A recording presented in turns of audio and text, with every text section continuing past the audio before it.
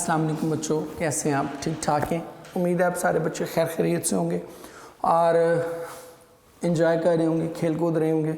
घर वालों के लिए को बहुत ज़्यादा परेशानी का बायस नहीं मान रहे होंगे कि घर वाले दुआ करना शुरू कर दे कि या अल्लाह लॉकडाउन खुल जाए। तो मैं पिछले दिनों एक देख रहा था, एक मीम बड़ी हिट हुई थी कि अगर लॉकडाउन एक्सटेंड हुआ इस बार तो वालिदैन और इसातिज़ा या बच्चे एहतजाज करें ना करें, बच्चों के वालिदैन ज़रूर एहतजाज करना शुरू कर देंगे कि भाई ये हमारे बस में हमारे बच्चे नहीं है, खुदा के लिए इनको दोबारा एजुकेशन इंस्टीट्यूट्स में बुला लें। सो होपफुली ऐसा सिनेरियो नहीं होगा, आप सारे अच्छे बच्चे हो और बड़े अच्छे से बिहेव कर रहे होंगे।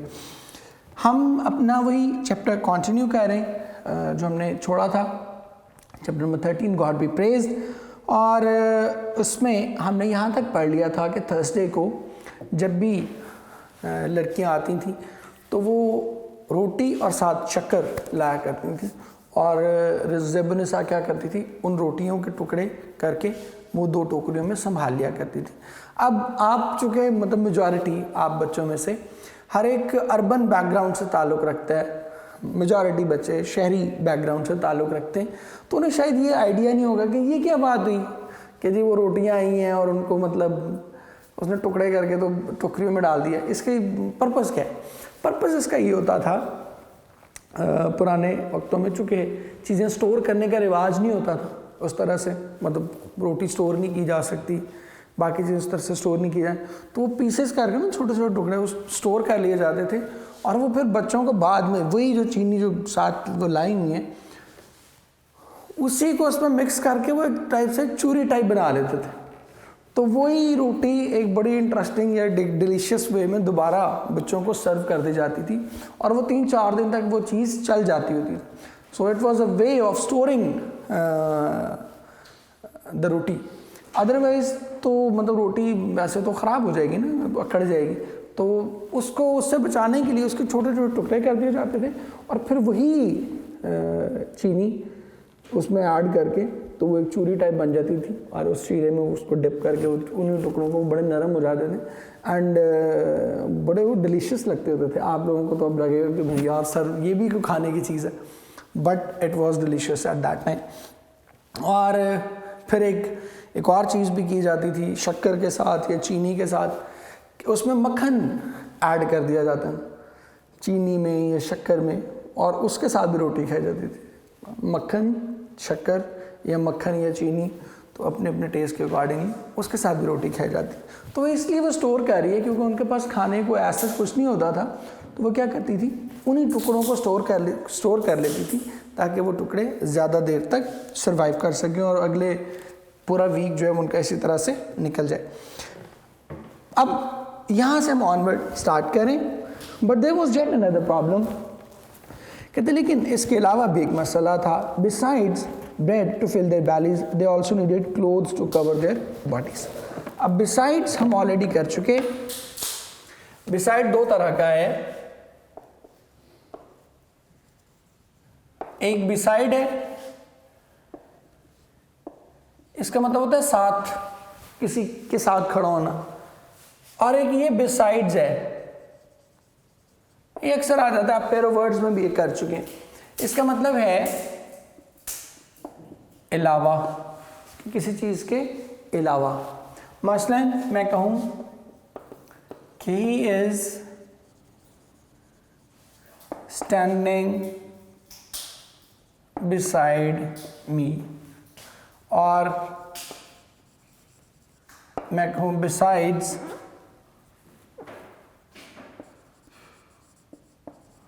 hockey he can play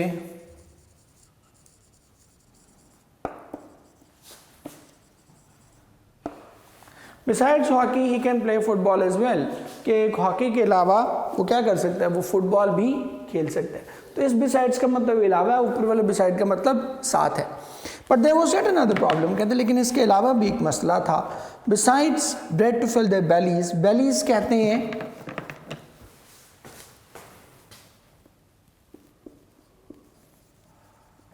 bellies पेट इंग्लिश में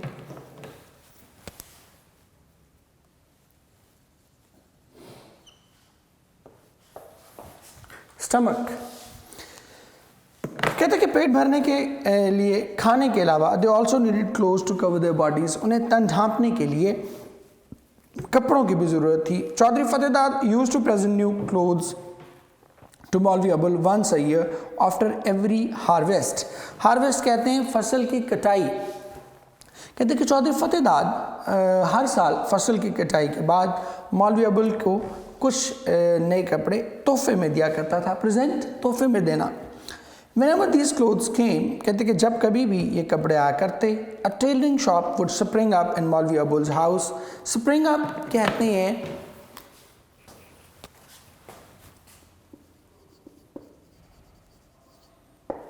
spring up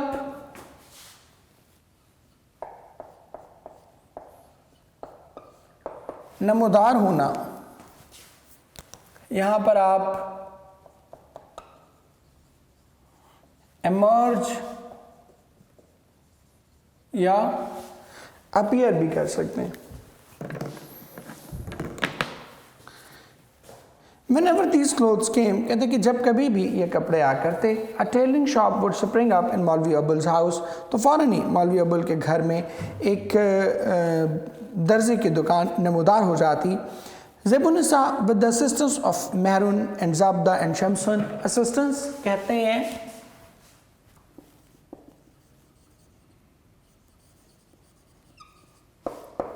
असिस्टेंट, मदद। इंग्लिश में आप उसको कहते हैं हेल्प या एड। अब ये ज़ाब्दा और शमसून और मेहरून ये सारे उसकी बेटी हैं। मेहरून निसा है, ज़ाब्दतुन निसा है, शमसून निसा है, ये इस तरीके से है। Zebunnisa with the assistance of Mehrun and Zabda and Shamsoon, कहते कि ज़ेबुन्निसा मेहरून, ज़ाब्दा और शमसून की मदद से would cut them into smaller outfits for the younger kids. Outfits कहते हैं लिबास। कहते कि वो छोटे बच्चों वो इन्हें काट कर छोटे बच्चों के लिबास सिलवा लिया करती। If he ever received some extra money, तो अगर वो कभी अगर उसे कभी कुछ इजाफी रकम मिलती, this bonus would usually B locked up in a tin box. Bonus कहते हैं एक्स्ट्रा मनी को। तो ये इजाफी रकम टीन के एक डब्बे में जमा हो जाया करती। With the passage of time, वक्त गुजरने के साथ साथ the appetites of the children increased. Appetites कहते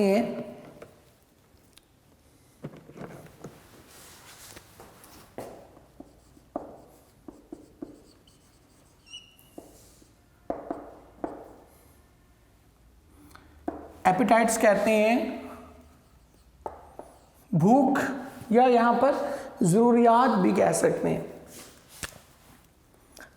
यहाँ पर नीड्स भी कह सकते हैं और हंगर भी कह सकते हैं। With the passage of time, the appetites of the children increased। कहते हैं कि वक्त गुजरने के साथ साथ बच्चों की ज़रूरियात बढ़ती चली गई। मौलवी, और यहाँ पर मतलब ज़रूरियात ही ज़्यादा अप्रोप्रिएट वर्ड है। मौलवी Abul was caught in the whirl of life। whirl कहते हैं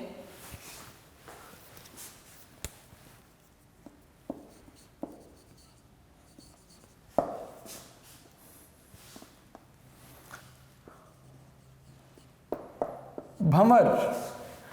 ठीक है, वो जो गोल गोल नहीं घूमते, जहाँ पानी गहरा होता है तो वहाँ पे पानी गोल गोल, उसको भंवर कहते हैं। और इंग्लिश में आप उसको कहते हैं सर्कल। कहते हैं कि मौलवी Abul was caught in the whirl of life। मौलवी अबुल जिंदगी के भंवर में फंस गया था। Time had not been kind to him। वक्त उसके साथ मेहरबान न था। The hair around his temples had been becoming silvery white। Temples कहते हैं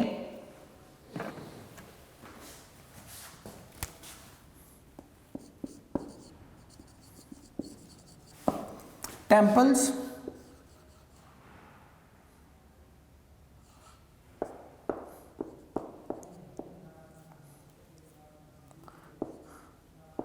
कनपट्टियाँ, ये जो आपकी साइड्स हैं ना, ये वाली, इनको कनपट्टियाँ कहते हैं।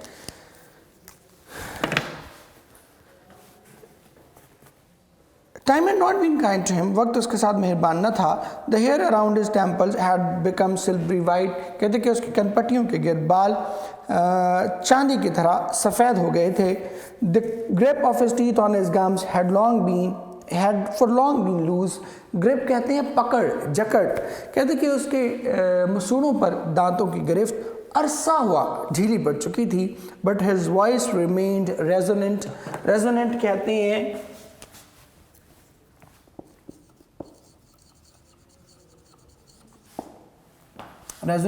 हैं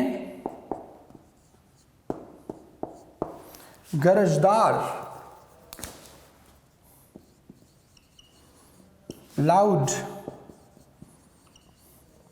बैंगिंग.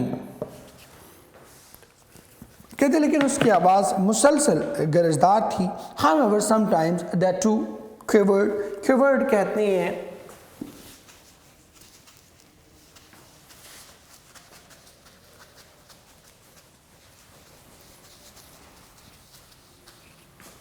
quivered कहते हैं जी लरज़ जाना. लिख पे देता हूँ.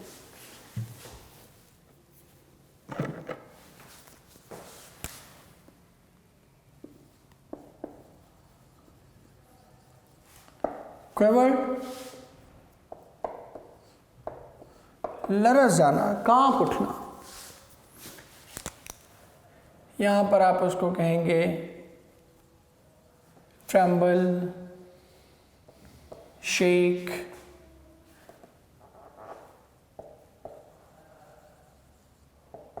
rattle इस कॉन्टेक्स्ट में.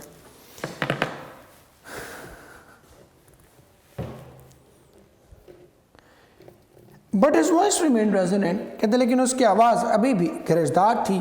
However, sometimes that too quivered. लेकिन बाज़ औक़ात ये भी लरज़ जाती. Chaudhary फतेहदाद was the only one who knew the reason.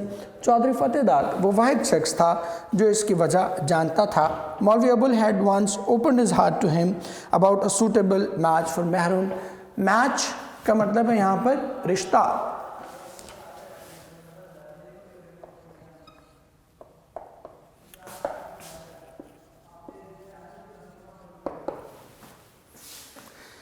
Maulvi Abul had once opened his heart to him about a suitable match for maroon. कहते कि मौलवी अबुल ने एक बार मेहरून के मुनासिब रिश्ते के बारे में अपने दिल की बात उससे कही थी.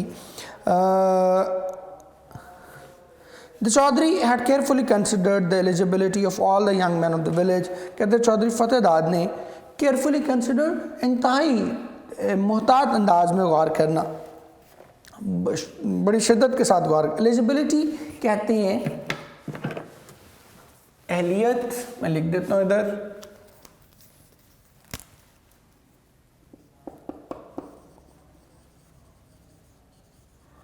एलिजिबिलिटी अहलियत. यहाँ पर कैपेबिलिटी, कैपेसिटी, ये दोनों आप इसके लिए इस्तेमाल कर सकते हैं. The Chaudhry had carefully considered the eligibility of all the young men of the village. कहते चौधरी फतेहदाद ने गांव के तमाम नौजवानों की अहलियत पर बहुत मोहतात अंदाज में गौर किया था. There were some whom he found suitable. कहते उनमें से कुछ ऐसे थे जो उसके ख्याल में मुनासिब थे. और यहाँ whom he found suitable,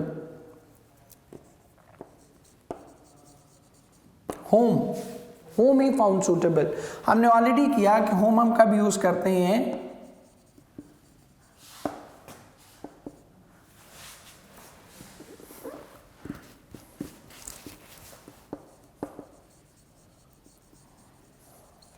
When the antecedent is the receiver of an action. हम उस सूरत में इस्तेमाल करते हैं जब एंटीसीडेंट रिसीवर हो. अब वो जो गांव के लड़के हैं उनको सूटेबल समझा जा रहा है. They are not thinking, they are being considered, उनके बारे में सोचा जा रहा है, लिहाजा वो क्या है, रिसीवर ऑफ एन एक्शन है। तो हमने क्या यूज़ किया, हु ही फाउंड सूटेबल नहीं हमने किया, हमने क्या कहा, whom he found suitable. There were some, कहते हैं उनमें से कुछ ऐसे थे whom he found suitable, जो उसे बहुत मुनासिब लगे थे। But the trouble was that, मगर मसला ये था that everyone in the community knew मौलवी अबुल well, कि मुआशरे में हर कोई मौलवी अबुल को अच्छे से जानता था। Chaudhary Fatehdad tried to negotiate with a couple of elders, negotiate करते हैं, discuss, debate, मैं लिख देता हूँ,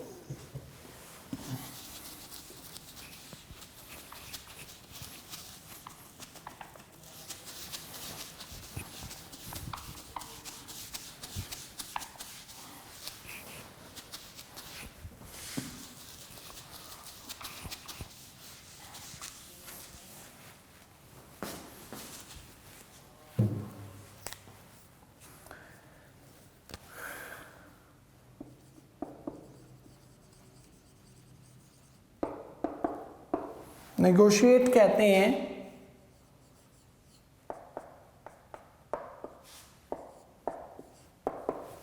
गुफ्तगू करना,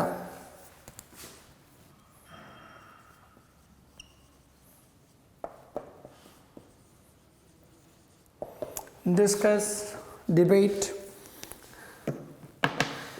Chaudhary Fatehdad tried to negotiate with a couple of elders but all of them drew back। कहते हैं कि चौधरी फतेहदाद ने गांव के एक दो बड़ों के साथ मामला तय करने की कोशिश की या गुफ्तगू करने की कोशिश की, but all of them Drew back, लेकिन वो सब के सब पीछे हट गए। एज इफ बीज had suddenly sprung up from a bed of flowers, जैसा कि बेड ऑफ फ्लावर्स कहते हैं फूलों की क्यारी, बीज शहद की मक्खियाँ, और स्प्रंग नमूदार होना, निकल आना। कहते लेकिन वो सब के सब ऐसे पीछे हट गए जैसे वो कहते ना ना ना ना ना ना ये तो नहीं करना, लेकिन वो सब के सब ऐसे पीछे हट गए जैसे फूलों की क्यारी से मक्खियाँ निकल आई हों। अब ये भी एक बड़ी पेनफुल बात है कि मौलवी अबुल का बेटी का रिश्ता क्यों रिफ्यूज़ हो रहा है, क्यों वो फ़ौरन पीछे हट गए। इसलिए पीछे हट गए कि मौलवी अबुल की फ़ाइनेंशियल कंडीशन वीक है, उसकी बेटी पे कोई एतराज़ नहीं है, उस पर कोई एतराज़ नहीं है, उनकी शराफत पे, ख़ानदानी वक़ार पे कोई एतराज़ नहीं है, but because they are poor, उनकी घर कोई भी रिश्ता करने पर आमादा नहीं है। और ये भी एक बड़ा ही एक पेनफुल रवैया है हमारी सोसाइटी का, कि हमें लगता है कि शायद हमारा राज़िक अल्लाह नहीं है, नाउज़ बिल्ला। हमें लगता है हमारा राज़िक अल्लाह नहीं है, ससुराल की तरफ से मिलने वाला जहेज़ है। हम अपने बलबूते पे कुछ नहीं शायद बना पाएंगे, ससुराल से जो जहेज़ मिलेगा ना, that will support us a lot.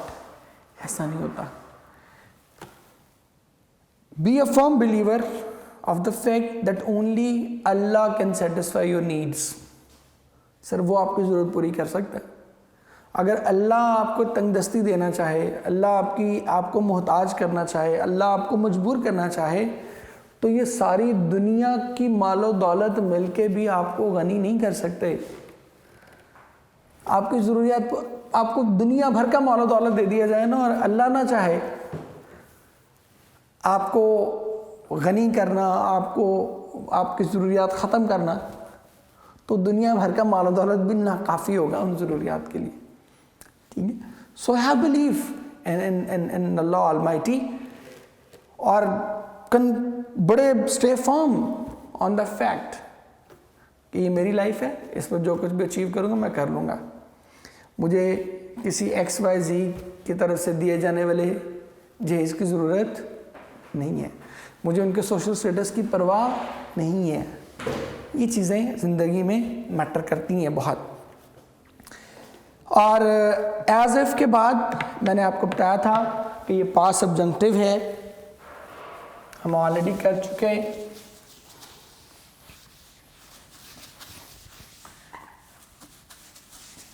Repeat कर रहा हूँ फिर एक बार।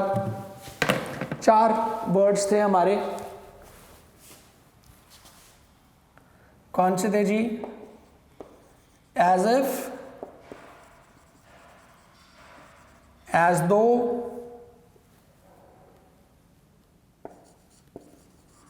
wish, और वुड दैट, और पांचवा हमने किया था कि अगर इफ आ जाए इम्प्रॉबेबल सिचुएशन में, कोई ऐसी सिचुएशन जिसका पूरा होना मुमकिन ना हो, तो इन पांचों के साथ हमने क्या कहा था, अगर आप लोगों को बच्चों को याद हो तो मैंने आपको बताया था कि इन सब के साथ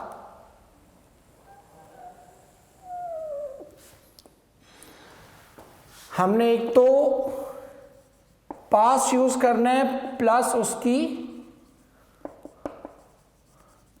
प्लूरल फॉर्म यूज करनी है। अब चार तरह का पास होता है ना, एक तो सेकंड फॉर्म है, मैं तो लिख भी देता हूं सिंगुलर और प्लूरल। अब चार तरह से आप उसको पास्ट बनाते हैं ना, एक तो क्या है सेकंड फॉर्म, वो दोनों में सेम ही है, यहां भी सेकंड फॉर्म ही लगेगी और यहां भी क्या लगेगा, सेकंड फॉर्म ही लगेगी। दूसरा लगेगा was या वर। तीसरे क्या क्या तरीका है, हैड लगा देते हैं। हैड भी परफेक्ट में, सिंगुलर में भी हैड ही लगता है और प्लूरल में भी हैड ही लगता है, और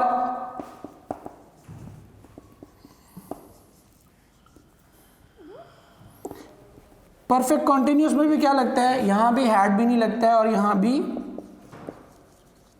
हैड भी नहीं लगता है। सो जो वेरी करने वाली चीज है वो सिर्फ क्या है, वॉज है। यहां आपने केयरफुल रहना है कि ये वॉज नहीं लगेगा, इन सब के बाद वर लगेगा, सेकंड फॉर्म लगेगी, हैड लगेगा, हैड बीन लगेगा, लेकिन वॉज कभी भी नहीं लगेगा। यही वजह है कि इसी चैप्टर के स्टार्ट में जब हमने कहा if it were possible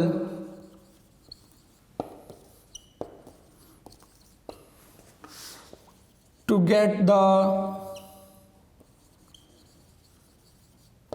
necessities of life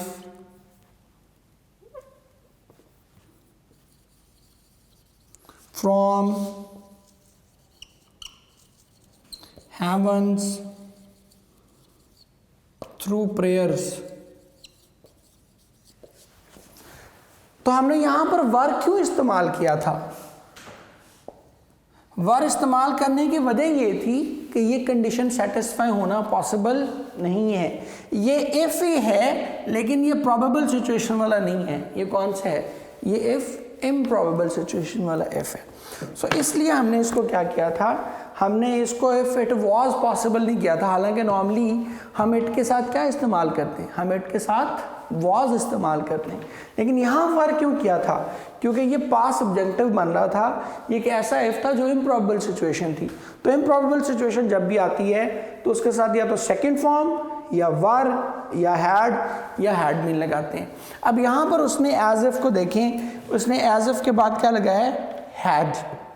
यहाँ पर वर नहीं लगाया। इन चारों में से कोई भी लग सकता है। अमूमन हम कह देते हैं, एक sweeping statement sometimes teachers they देते हैं कि जी एज इफ एज दो के बाद वर ही लगना है। ज़रूरी नहीं है वर लगे, सेकेंड फॉर्म भी लग सकती है, वर भी लग सकता है, हैड भी लग सकता है और हैड बीन भी। कंडीशन बुनियादी तौर पर जो कंडीशन है वो ये है कि इनके बाद क्या लगना चाहिए, the tense must be a past tense and it must be used in the plural form, not in the singular form।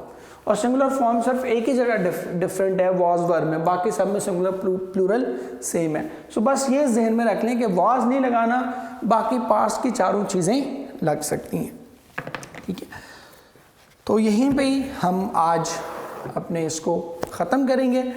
और फिर एक बार आप बच्चों से ये कहूँगा कि अगर आपको बहुत ही ज़्यादा हो ना कि ससुराल से मिलने वाले जो हिस्से हम बड़े रिच हो जाएंगे, तो इधर अपने ना माथे पे या सीने पे एक बोर्ड लिखवा लें कि आई एम फॉर सेल।